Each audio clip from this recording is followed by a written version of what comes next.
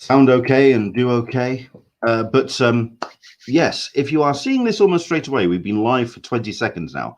If you're watching this like right now, the reason for that is, of course, you are a subscriber to YouTube. And I really appreciate that. Thank you so much indeed. If you would like to hit notifications, if you're watching this back, if you want to subscribe to our channel, please do. And if you're watching this on Facebook, I have just turned on that video onto public, which means you can now share that about, let everyone know that we're now up and running. So you can share that to various Facebook groups if you like. Then again, maybe one or two of you will be still surprised that we're doing these on a Wednesday, because that's been a slight confusion for one or two people, and I appreciate that. But it is all about kind of filling in the time now. I mean, if you had put a gun to my head this afternoon, I'd have sworn it was Tuesday. It's just all blurring into one, isn't it? Very, very, very, very strange. Some great guests this month, some great guests later on in the forthcoming weeks. We've got a great guest today as well. So please do jump in. Any comments? Dan Berry saying, hello, you're welcome. Welcome. You're welcome. You're welcome for what? Oh, you're welcome for the support. Dan, I do appreciate it. Thank you. And Toby's joined us. How was the pie? Yes, I think he's just seen my Facebook post. It was lovely. Even Caroline turned around and said it's probably the best thing she's made during the lockdown. So, yes, my brain is currently swimming in gravy. This is going to be the most relaxed conversation we've had on this bloody show. And into the blue, mister. Hello from sunny Wales, where I've discovered that prawn cocktail flavoured crisps are seriously underrated. Do not mention about prawn cocktail crisps to Americans, because they don't understand them. They don't get them at all. And as somebody who pretty much inhaled prawn cocktail crisps as a kid, yeah, it's and then went back about a month ago. Yeah, it's a strange flavor to get your head around. But there we go. My brother's watching days. I barely know what month it is. Yeah. And Mark Abnett's watching as well. Very jealous about the pie. What's the mash recipe? Listen, message the missus, all right? I burn salads, for God's sake. Me and cooking do not go well. But there we go. Right. We're nearly there. Top of the hour, actually. We should be starting now, actually. I'm just diving in. But here we go. This is Talkin Con, a cup of tea with Englishman in San Diego. My name's Leonard Sultana. And I think we'll just dive straight in with this. Welcome along. Each and every stream, I would usually say every Sunday, we talk Comic-Cons, con culture, and all the stuff and nonsense that we go and enjoy at such shows, but with no shows actually happening, and no shows seeming to be happening for the foreseeable future. Caroline, Mark Abnett does ask about your mash recipe, so you're gonna have to look, message him. You're gonna have to sort that out. There you go. So there we go. Boil potatoes and smash them. There you go. Bit of butter. Yeah, bit of butter sorted. But hopefully you are staying safe. You're staying occupied. And you're missing the conventions and comics as much as I am. However, it's got to be said, last Wednesday, I received a parcel through the post, and it was more than required. It brought a tear to the eye to actually have some comics in my hands and delivered to me. And they were delivered by this man. We've got Jared Myland, who's joining us. Hello, Jared. How are you? I'm pretty good. How's it going? Like I say, I needed those. I needed those comics rather badly. I got Undiscovered Country. I got what else did I get? Not Uninvited. That might have been Uninvited, and I definitely got the Trigon Empire. Yeah, that was the big. That was the big boy. That was the thing. Paul Sultana is asking, what's the topic of chat? Well, let's explain who Jared is. Jared is basically the proprietor of my local comic book shop. Local to some degree. I'm based in Cleckheaton, which is about 15-20 minutes down the M62 to Leeds. and right in the city centre is OK Comics. Instead of me giving you the big introduction, I think it's best if you kind of introduce yourself, Jared. Well, you're right. I mean, I'm Go for it. OK Comics, currently closed, but handling mail order every day and sending stuff out as often as we can. And yeah, OK Comics is a bookshop that specializes in comics and graphic novels. And we stock pretty much every type of comic you can imagine, and superhero stuff, obviously, and then everything else. Like we're doing really well with non-fiction at the moment, and sort of classic reprints stuff like the Trigon Empire that you just mentioned. And yeah, we're just sort of finding our way through this weird sort of dystopian world that we found ourselves in. Well, I mean, I wanted to kind of make it a very relaxed conversation to get started and just talk about, you know, what you're reading at the moment, how you're keeping yourself occupied. I mean, how is your lockdown?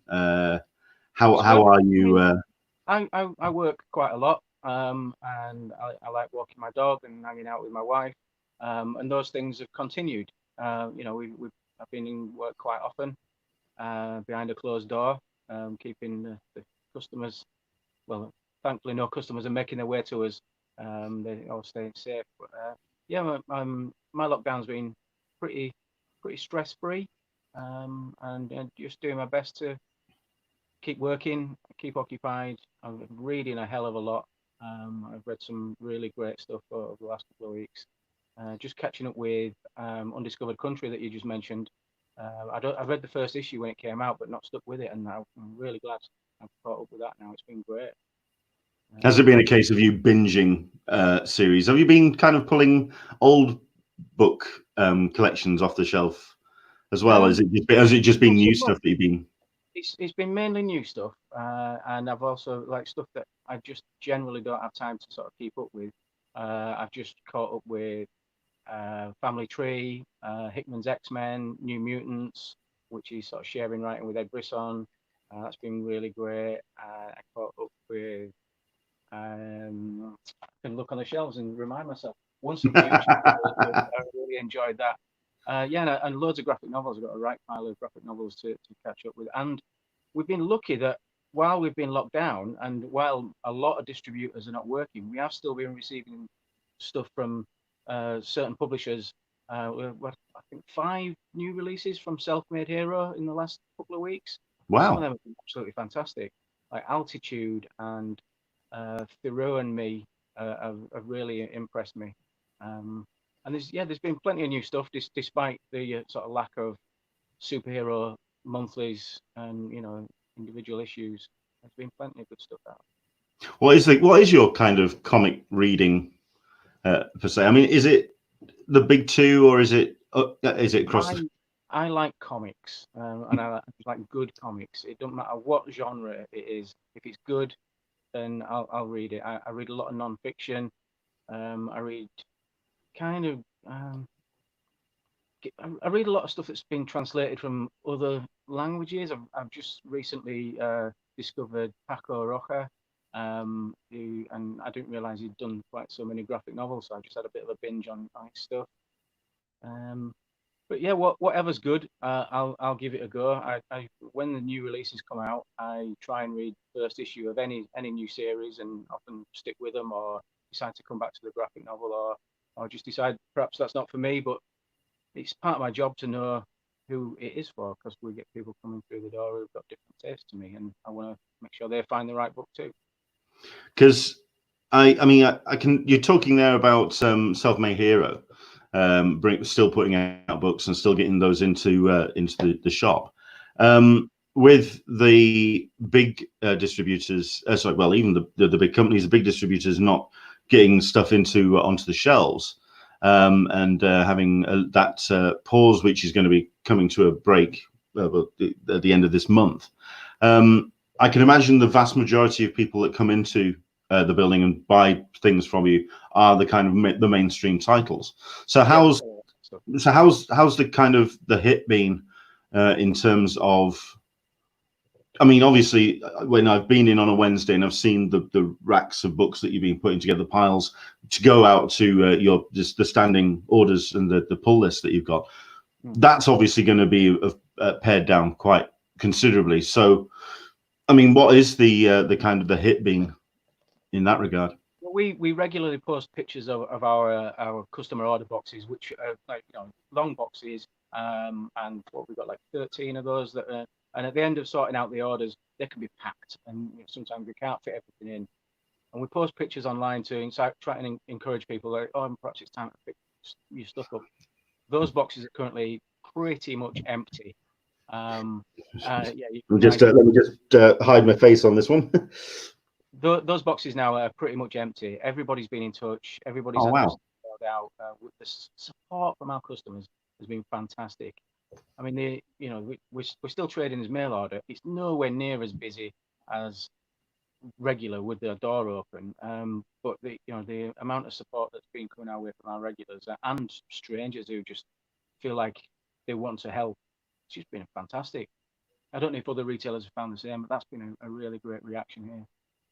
Well, I mean, you've always been a shop. It's the reason why I keep coming back, which has that real strong kind of community. You can see that on a Wednesday when you come in, and there's people that they walk through the door, they know you, you know them, and you have a real connection with the people there. Which, I mean, I think is safe to say the best comic book shops. That's what that connection is made.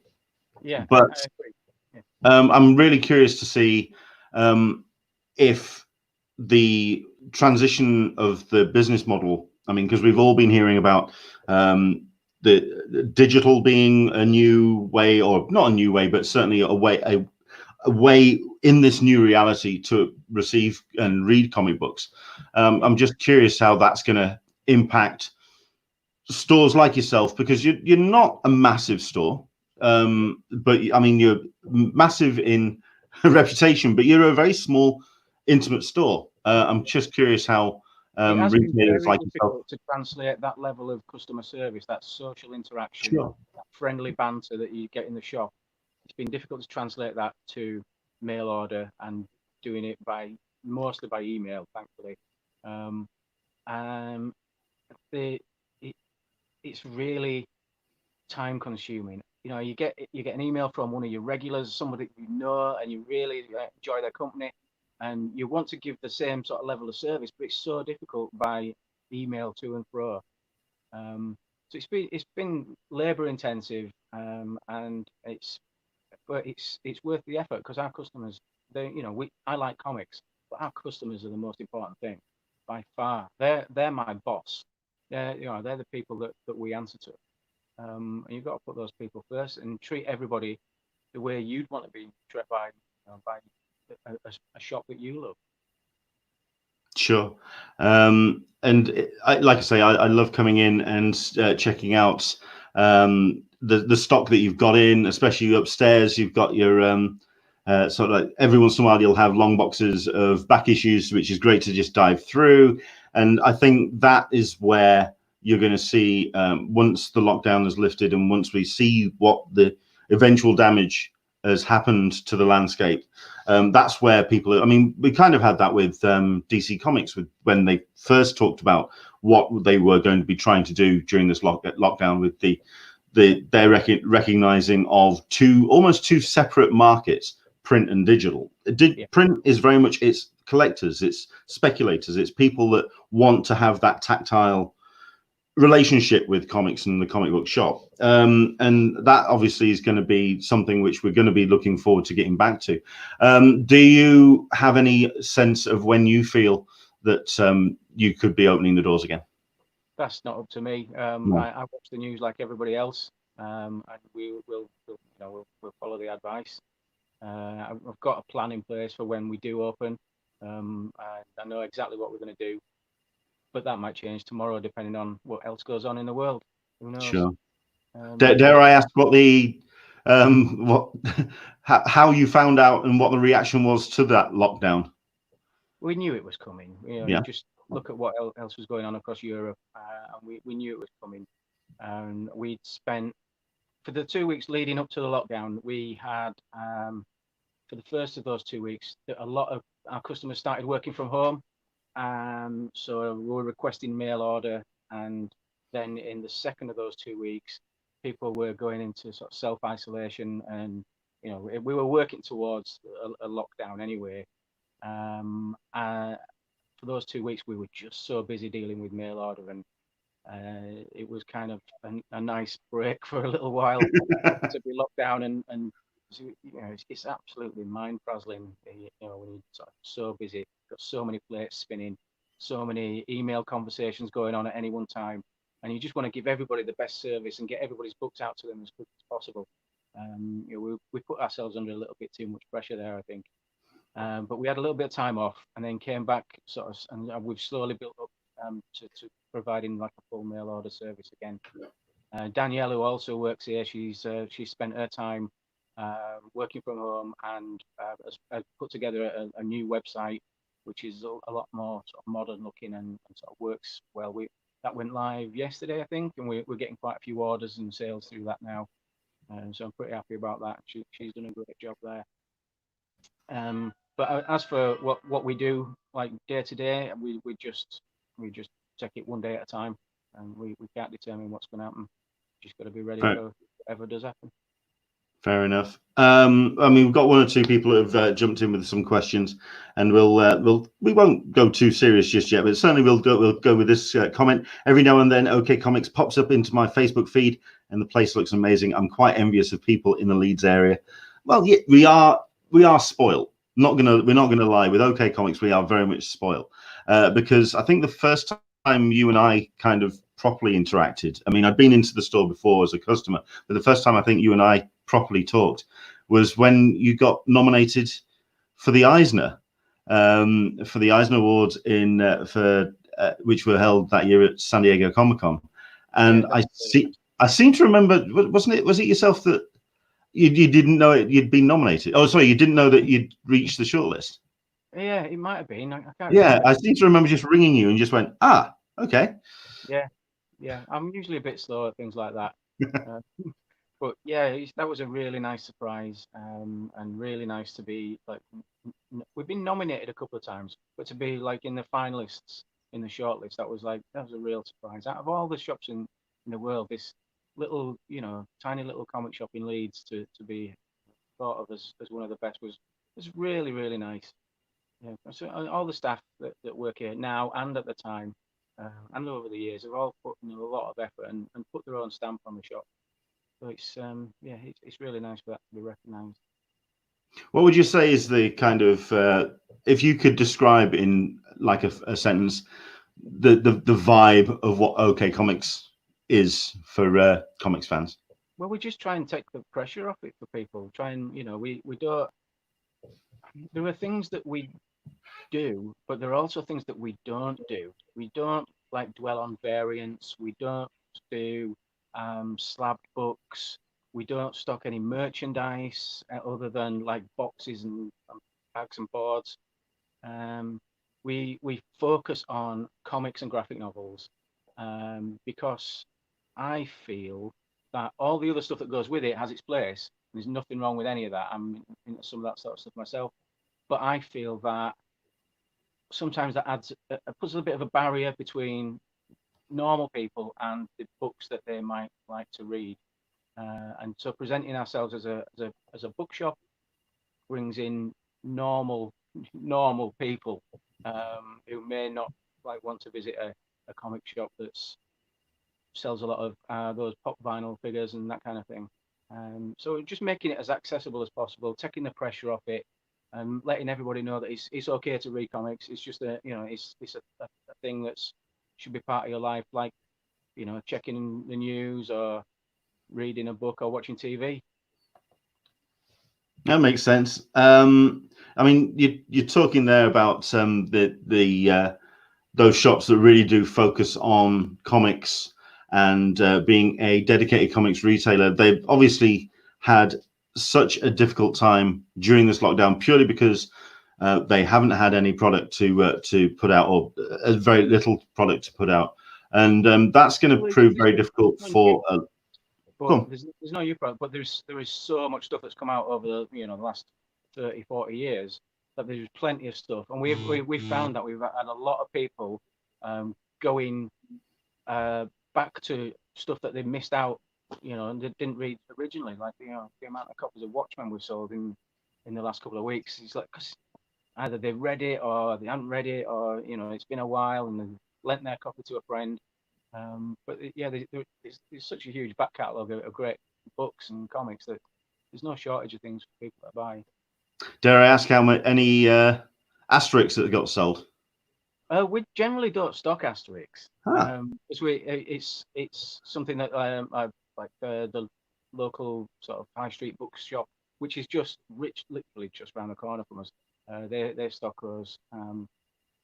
We kind of focus on stuff that you might not be able to get anywhere else, really.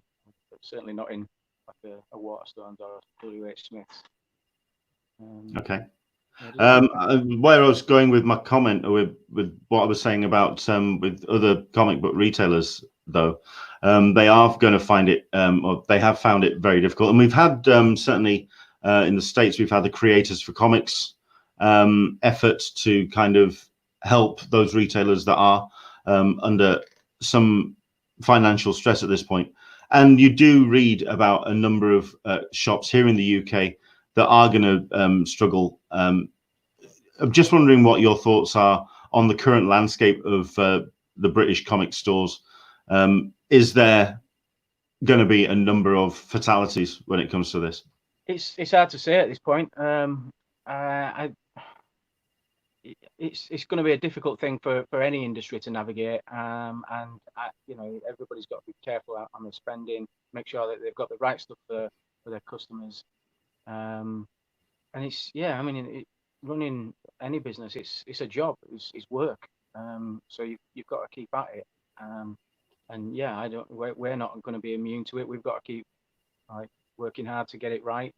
And you know, good luck to everybody, because we're all in this together. It's you know, it's going to be difficult for everybody. But yeah, I think every industry, and we see it on the news every night. There are you know, there's fatalities in every industry.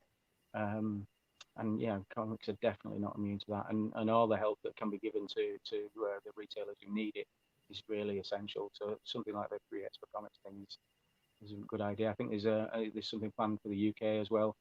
So that's worth keeping an eye on. I'm actually hoping for two efforts, actually. Creators for Comics for the retailers, but also for the actual creators themselves.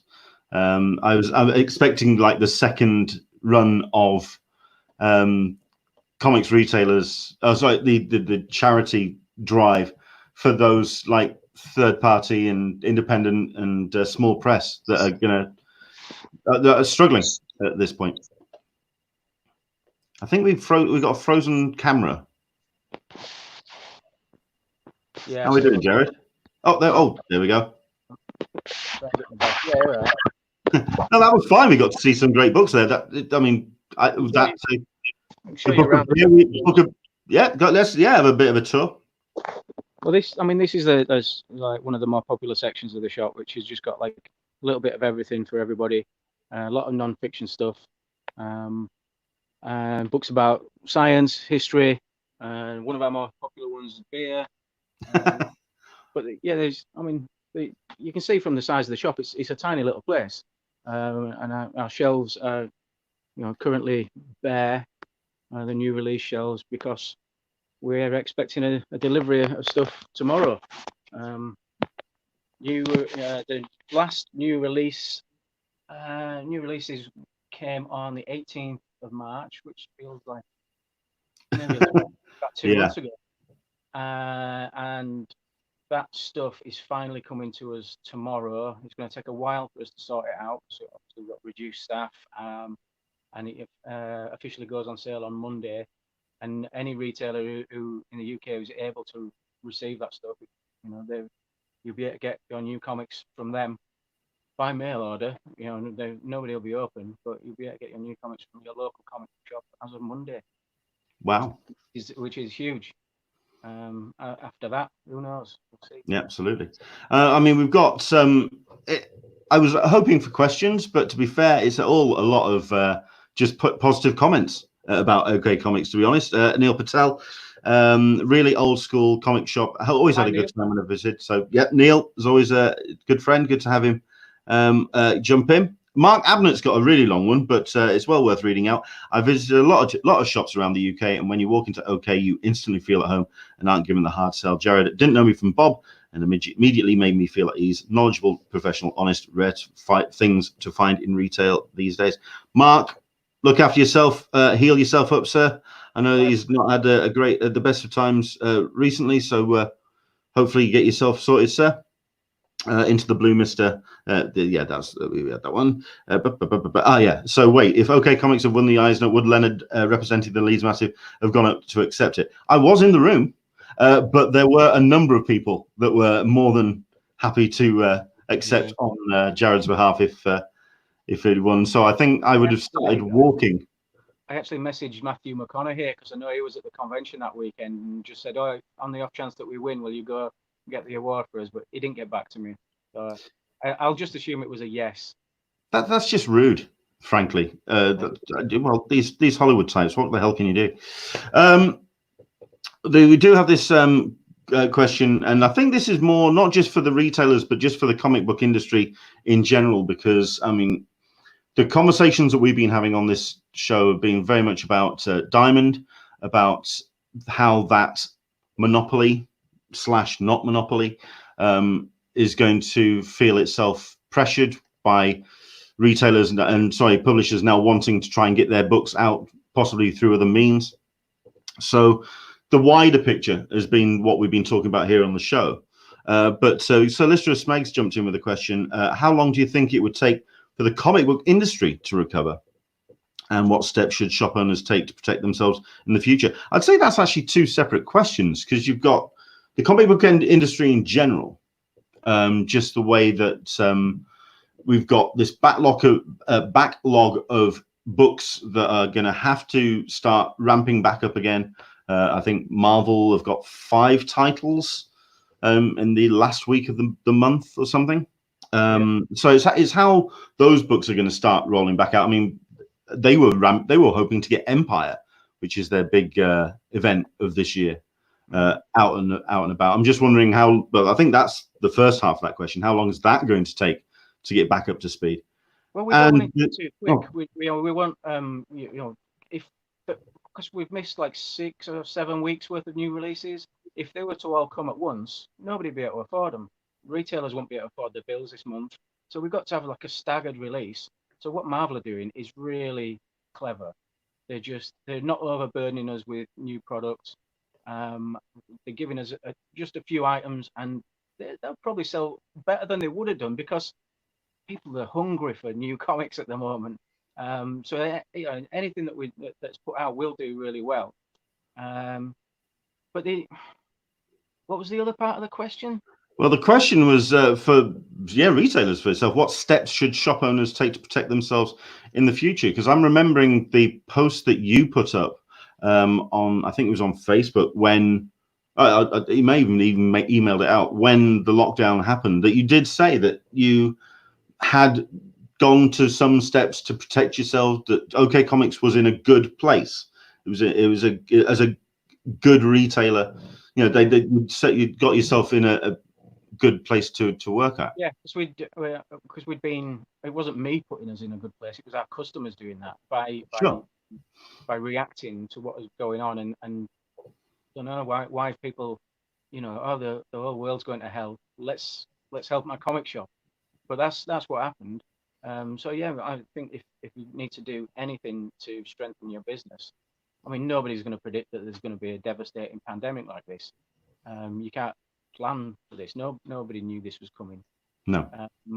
But if you develop good customer relations, and you've got a good customer base, and you just, it's not rocket science. You don't. I mean, well, certainly here we don't deliberately set out like, today we're going to be really great at customer service. Just talk to people like they're people. Just treat everybody like normal people, and that, people seem to like that, and that's what's really helped us like get through this so far. Hopefully that'll continue. Fair enough. I'm going to put this question up. It's bit of a strange question. We'll see how we both read it, which is from Kenny Mendoza. Do you believe that comics before the pandemic happened will have more value because of their scarcity? That's I don't know. yeah. They're not going to be any more or less scarce than they were like 6 months ago, unless people are using them for like a solid fuel. It's like, you know, I guess comics that came out before the Second World War didn't really survive the war, which is why stuff like, you know, Action and Detective Comics, early issues of those are worth so much, because they're not just because they're old, but because they were from a time where people weren't looking after them. But now I think, you know, even though this sort of stuff is going on, people still look after their comics and still treat them as, you know, precious items. So I can't imagine to be more scarce. Yeah, that's unlikely, I think, but yeah, something to think about. You now, if you can just hear that in the background, you're just hearing one of the charming elements of OK Comics, because on the arcade where it's based, you have a very large bell clock that rings in the background. Yeah. Is there any books that you're looking forward to once the kind of pandemic and the lockdown kind of eases up? Is there anything that you have seen that's on the horizon that Yeah, you're there's into? a new book by Fumio Abato, The Garden, which looks fantastic. And there is a book called Flake, like an English sort of English graphic novel about rival ice cream men. That looks fantastic.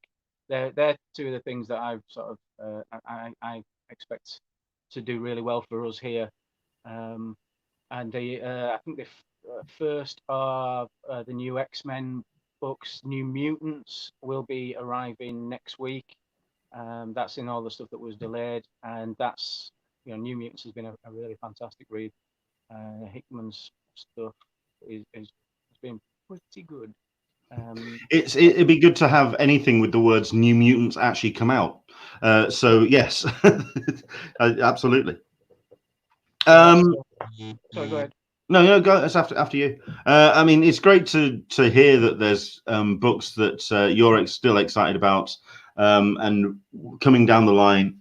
Obviously, with some event books, I'm curious to see how that's going to work. Like I say, with the timetable, I'm curious to see how that Empire setup is going to work, because you've got all of those tie-in books that they are wanting to kind of dial into that.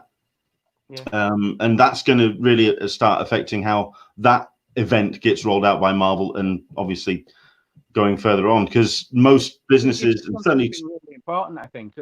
One of the most important things about comics, and now comic shops can present those, is the continuity of service. If you're reading Batman, it comes out every 2 weeks, and all of a sudden it's not there, then that's one of the main things about it. You know, like the soap operas on TV have been presented with the same problem. They're running out of episodes, so you're only getting 2 episodes of EastEnders a week because they're trying to stretch them out. So it's if you remove the continuity of service, we've got to work really hard to remind people, hey, do you remember Batman? You used to like that, and you know, and there's a lot of titles and a lot of customers who are going to need reminding, and I totally understand why the bigger publishers, who aren't just comic publishers, they're part of big multinational companies now, and they're, you know, AT&T and Disney are looking at the bottom line, and they just, you know, they don't see, well, perhaps they do, but I think they don't really see Marvel and DC as comic publishers. They'll just look at them as a negative number on a balance sheet. sure. And that's worrying. And then, so that's where you get people making decisions that maybe want to distribute comics outside of the usual channels, going digital, or like new distribution systems being set up in North America. Whereas the people who have been getting out our comics for the last 30 odd years, Diamond Comics, have just been absolutely fantastic throughout. I mean, I deal with Diamond UK. I've dealt with them for 30 years.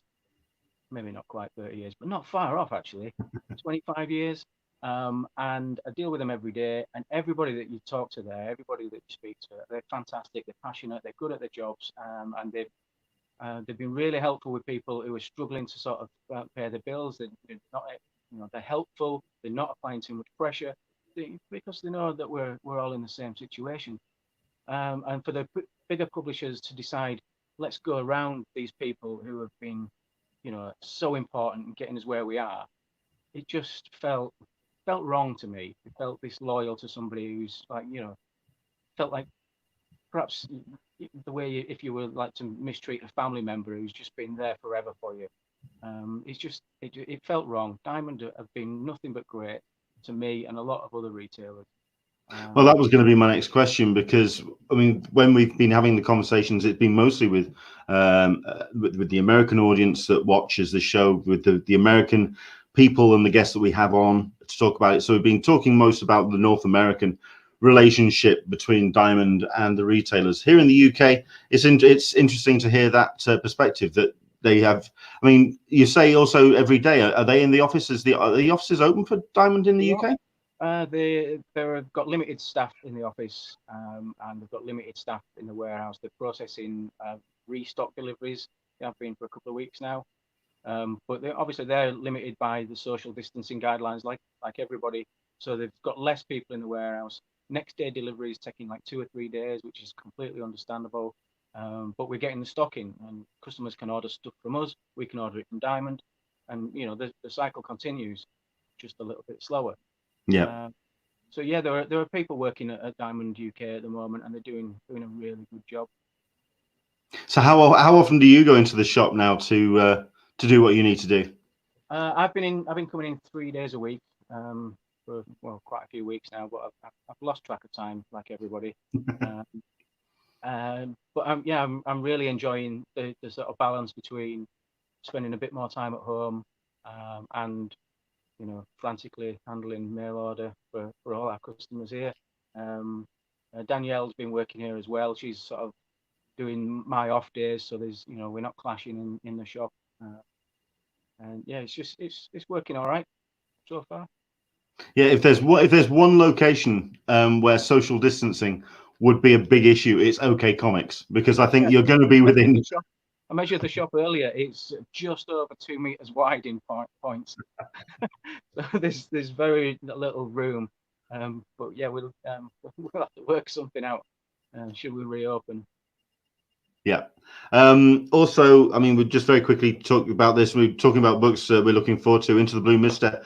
I've got my fingers crossed for a Magnola sketchbook. He's normally sporadically releases one a year, and he's been banging out quite a few sketches. So I think he's looking forward to new books that may be coming out. Yeah. So yeah, I mean, the sketches that he's been putting out have been impressive.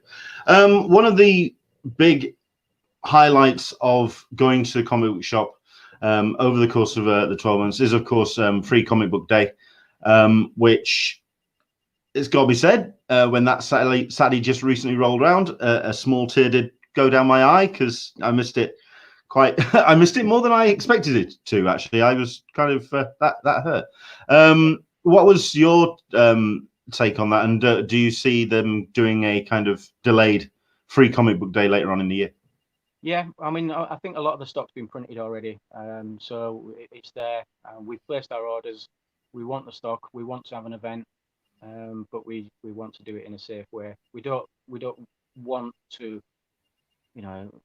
Free Comic Day is a busy day for us. We can get 500 people through the shop in the morning, and we don't want 500 people to be turning up all at once, because that's just not a good idea. No. But yeah, as soon as we're able to do it, we'll do something like that. But I think it has to be like a combined effort. Everybody has to agree on a particular date. We'll have to do it at the same time. I think in the States they're talking about some areas doing it before others, which might work there. But I think in a small country like the UK, we've all got to do it at the same time. It's a concerted effort, and that's it sort of brings people together. So that's the way we should be doing it, I think. Fair enough. I mean, yeah, I've taken pictures. You've posted yours as well of Free Comic Book Day at OK Comics, and when you do have that line going all the way down the arcade and beyond, I think if you stuck a 2-meter block in between each of those, that would go all the way down the middle of Leeds. That would be quite an event to see. But no, we're looking forward to seeing something like that returning. Before the lockdown, I've acquired a couple of really good back issue collections. And my plan was, when we reopen, we'll have a big, like 50p back issue sale. We've got so much great stuff. We've got, I don't know, like maybe 10,000 comics to put out for 50 pence each. And then I just started thinking, no, we can't do that. We can't put on these great things to motivate people to travel to us, to be in each other's company, to be sort of too close to each other. We're going to have to really sort of measure the way we reopen and be really responsible about it. And just all the great things that we could do to really boost business, we can't do them because we've got to take people's safety really seriously. So it is going to be a real slow build up, and it might be a long time before we're in a position where we can have a late summer, autumn Free Comic Book Day. But we'll see what happens. Well, I mean, Jared, I know that it's been really encouraging to hear you talk about the positive elements of what you've done at OK Comics, and also it's been really positive to hear the optimism that you're talking about when things are relaxed, when the lockdown is eased, and when the reality starts returning to some degree. I, for one, will be looking forward and hammering on your door and can't wait to get back to OK Comics. Jared, it's been a pleasure talking to you, mate. Thank you very much. If you'd like to tell everyone where people can go to find out more, I mean, the new website, of course. Where's the best place to find out more about OK Comics? Just Google OK Comics. We should pop up near the top of the list, I would have thought.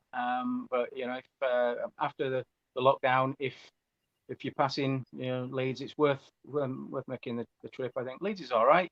So it's people do say, like, oh, I wish there was a shop like that near me. It's like we're not that far from anybody, really.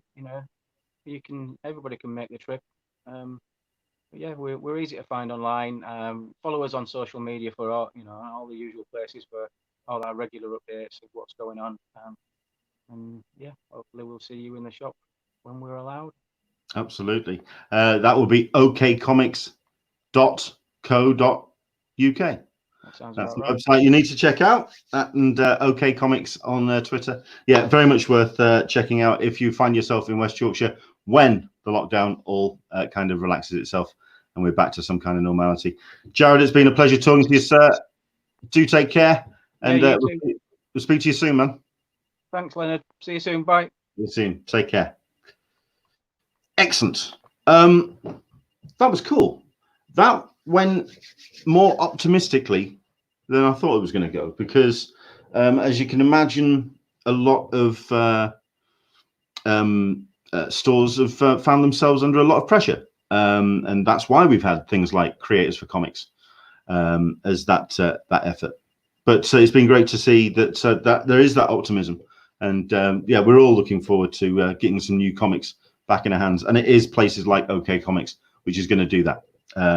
Digital's one thing, holding a book in your hands and having someone recommend you a book from over a counter is something else entirely. Excellent stuff indeed. Right, as always, just to let you know about our upcoming guests, we've got some great people that is going to be joining us over the course of the next couple of weeks. So just to give you a reminder, we do have ourselves this Sunday, IDW Publishing's Dirk Wood and Scott Dumbier is going to be joining us. That's obviously going to be an interesting conversation. It's going to be kind of following on from the other chats we've had regarding IDW books. So it's going to be great to talk to them about what IDW have been up to, how they've had to deal with the pandemic and what they've got coming. Wednesday, 13th of May is that big one, of course. Bill Sienkiewicz is going to be joining us. That's going to be interesting. If anything, if the second guest shows up, yes, like an idiot, I'm actually trying to double book that particular day. But we could be having an entire episode with Bill Sienkiewicz. hey, listen, I have no problem with that, and that's going to be a hell of a show. So the Sunday 17th of May show is going to be our San Diego Comic Con special. We've got Rob Salkowitz and Aaron Neighbors. Rob Salkowitz, of course, writing for Forbes. Aaron Neighbors, who runs the Hall HO podcast. Now, I haven't got it on the graphic there because it isn't absolutely nailed down, but hopefully Alyssa Franks from the Friends of Comic Con Forum are going to be joining us, and we're going to try and get a couple more bodies on there as well. I'd like to try and get 4 or 5 people on that show to talk about San Diego Comic Con and how we could be seeing what 2021 is going to look like. Wednesday, 20th of May, Donny Cates and Megan Hutchinson going to be joining us. We've got a to be announced on Sunday, 24th of May. Russ Burlingame from comicbook.com is going to be joining us on the 27th, and then to be announced on Sunday, 31st. It's a hell of a lineup, so I hope you stick around for us on that. It's going to be some great shows on the way. Right, let's get into our 2 new features that we've been doing on part of the show, as part of the new 2 bi-weekly lineup, which is our crowdfunding spotlight and also our artist cup of tea, our cup of tea, the artists that have been absolutely brightening up my social media, and hopefully just share with you one or 2 of those as well. First up is our Kickstarter for today, which is just something I've kind of come across and really like the look of, which is Animal Heads.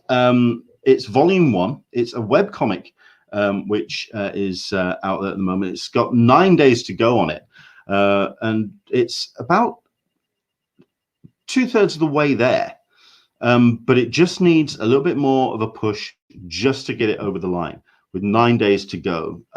It's a free-to-read webcomic on Tapas and Webtoons, written by Sun M and illustrated by Sam Curtis. And basically what they've done is they've gone to Kickstarter to dedicate the next 1.5 years to completing Volume 1, the origin stories, with physical copies as the goal, which is kind of understandable where perhaps they aren't absolutely nailing the Kickstarter, because it is something where the physical copy is down the line. It's a project in progress. Obviously, the more popular and those Kickstarters that do the best efforts are the ones where you actually have something ready to go. It's just a case of the Kickstarter's there to get the thing printed. This is more just to finish off the actual project and then get the actual physical project out. But it looks incredible. I'm really impressed with what I've seen with the actual artwork as well. It ain't for kids. There is a little bit of some swears in it, but it's a great manga looking, very sharp and dynamic kind of artwork. I think it's a really nice looking project, and not only that, but it's just a really cool idea as well. 4 friends graduating from college, realizing their life is coming to a dead end due to constraints laid onto them by society, from money to family to education. They begin to feel disdain for their current disposition. As they attempt to find a place for themselves, Vicky, Ollie, Lucy, and Wyatt all stumble headfirst into the criminal underworld thanks to the help of an unsuspecting cohort, Maria. Suddenly, the 4 of them begin double lives, outwitting their circumstances by day and scaring people out of their lives and wallets by night. It's a great cast list. In fact, I could have sworn I had a graphic with the actual cast involved. So let me just bring that up. There it is. I knew I did, which is that one. So I mean, like I say, it's a really vibrant feeling book, and I'm really liking the look of it.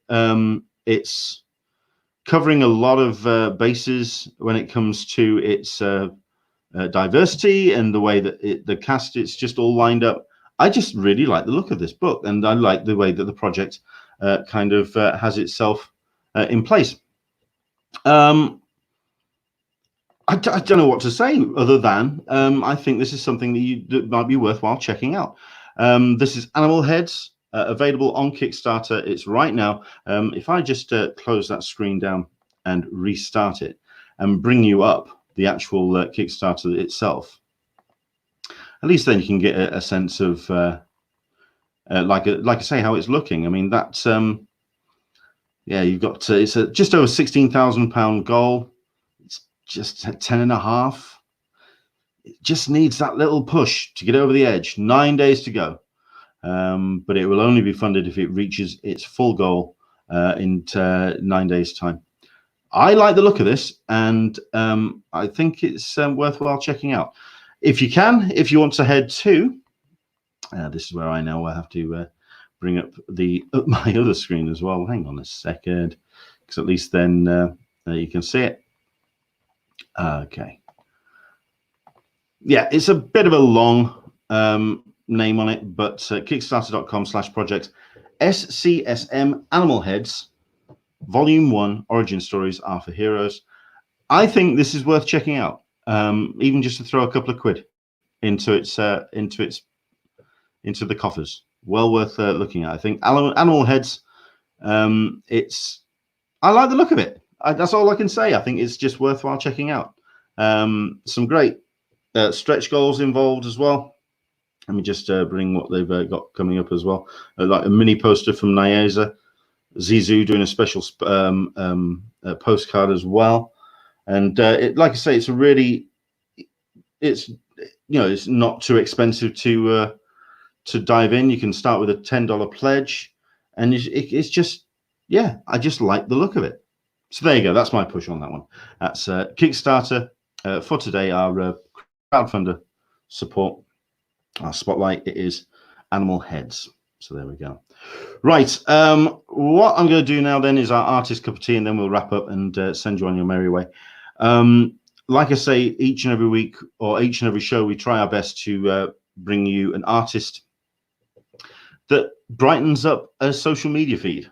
Every once in a while, I will be going through Twitter, and this artist keeps posting stuff, or artists keep posting stuff. I reshare them best I can, because it's great to kind of get some art into people's feeds. This guy is somebody who I like just for the energy that he puts into his work. I like a lot. This is Brian Shearer. This is a couple of examples of stuff that you can find on his Twitter feed. It's Brian_Shearer. Very, very cool indeed. And some great artwork that has been putting out. Showing a lot of commission work that he's been doing recently. So there's some really good sketch pieces, but also some strong character work of familiar characters. But you can see the freeness of the lines and the way that it just it's almost effortless. It just looks really kind of fresh, and it's really I really like what he's doing. This She-Hulk is just amazing. I like it. I like the balance of colors, the use of shadow. Good stuff. Well worth checking out, this guy, Brian Shearer, on like I say, on the old social media, and also he also does put up some sketch work as well, so you do get to see his work in progress. Yeah, well worth checking out. Brian Shearer is our artist cup of tea for today. And once again, I'm just going to put that She-Hulk back up on the screen. Well worth checking out. And there you go. Into the Blue Mister is saying hi. I've spoken to Dirkwood a couple of times at San Diego Comic-Con. He has the most gravelly voice I've ever heard. I've never spoken to the guy. I'm looking forward to it. I know to speak to Scott Dumbier. Him I'm interested to talk to, if anything, because of the stuff that he's talked about, because he's the head of special projects. So the kind of the artwork that he has to put those artist editions together, his art collection is quite impressive, and it's going to be cool to talk to him about what he's got. Yeah, just in his collection. It's just going to be, I think the pair of them are just going to be incredibly interesting to talk to. Really looking forward to it. So there you go. That's been our show. Thank you very much to Jared for coming on. Like I say, it was a different tone to the conversation I thought it was going to be. I wanted it to be nice and relaxed.